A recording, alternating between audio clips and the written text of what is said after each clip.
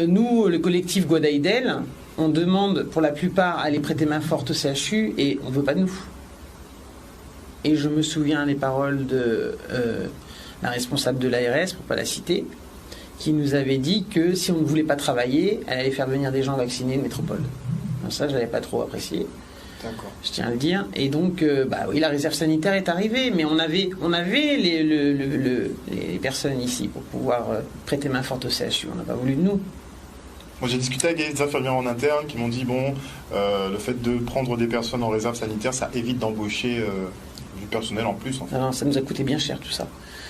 Donc non, et puis surtout il y avait aussi une volonté certainement d'appliquer des protocoles que nous on n'aurait peut-être pas appliqués.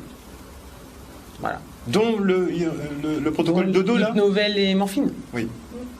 Donc ça a vraiment été appliqué. Bon, ils l'ont reconnu de toute façon. Bien sûr, j'ai eu des coups de fil de collègues en burn-out qui m'ont appelé pour me dire Soumia, j'ai tué des gens.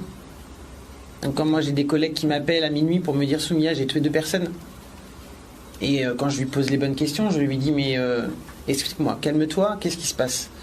Qui t'a donné l'ordre? Est-ce qu'il y avait des médecins guadeloupéens dans le service? Non.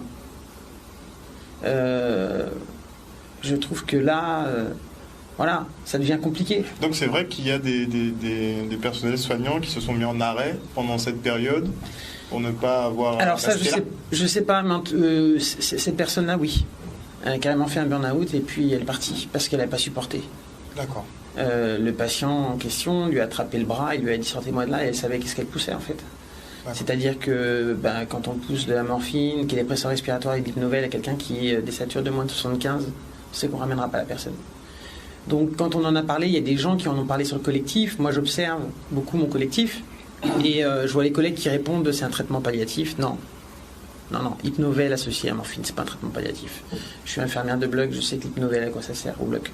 La morphine, effectivement, est utilisée en traitement palliatif, mais les deux associés. On ramène pas les gens de moins de 75 de SAT, et même les plus jeunes.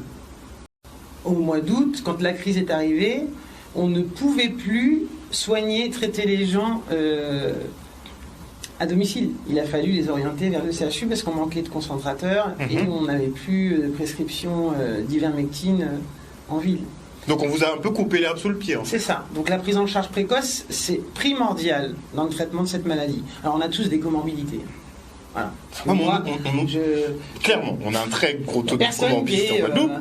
On a tous des comorbidités. Donc ça, cette histoire de comorbidité, moi ça me fatigue. D'autant quand on me dit quelqu'un, et moi je dis ça toute la journée, vous vivez avec vos comorbidités, vous prenez un traitement qui est la vaccination, vous décédez. Qu'est-ce qui s'est passé entre les deux? Vous avez pris une vaccination, c'est QFD. C'est pas les comorbidités qui vous ont précipité, c'est ce que vous avez pris entre les deux. Non, mais les causes de décès sont très sensibles là ces jours-ci. Ça peut paraître. Il y a beaucoup d'arrêts cardiaques. Hein. Il y en a encore 3 ce matin. Oui. Donc moi j'ai parlé avec les pompiers il n'y a pas longtemps, un peu plus tard qu'avant-hier, et en fait, ils ne comprennent pas. Voilà. Et quand je leur demande si les gens sont vaccinés, ils me disent oui. Oui, mais on a un autre gros problème. C'est qu'on a des remontées, on a tous des contacts, la Guadeloupe c'est petit. Et effectivement, j'ai déjà eu plusieurs remontées de personnes qui m'ont dit donc qu'il y a plusieurs arrêts cardiaques. Les personnes étaient vaccinées. Bizarrement, quand elles arrivent au CHU ou quand on les déclare décédées... Il s'est passé une chose au mois d'août, c'est qu'on a gommé dans les dossiers. Après, voilà, on va vous dire le contraire après, bien sûr. On a gommé dans les dossiers de soins le fait que les patients soient vaccinés ou non. Ça date de quand? Parce que ça, on l'a confirmé. Début août. Donc avant, c'était bien pratiqué. Avant, c'était marqué, mais début août, avant que la 4e vague nous arrive, a été gommé. D'accord. Pour la simple et bonne raison, ce qui a été avancé, c'est que aux soignants, mes collègues, c'est que les assurances ne prendraient plus en charge les patients qui auraient eu des effets secondaires suite à la vaccination. Donc, valait mieux gommer dans les dossiers le fait que... Ce qui est faux, d'ailleurs, comme dit Maître.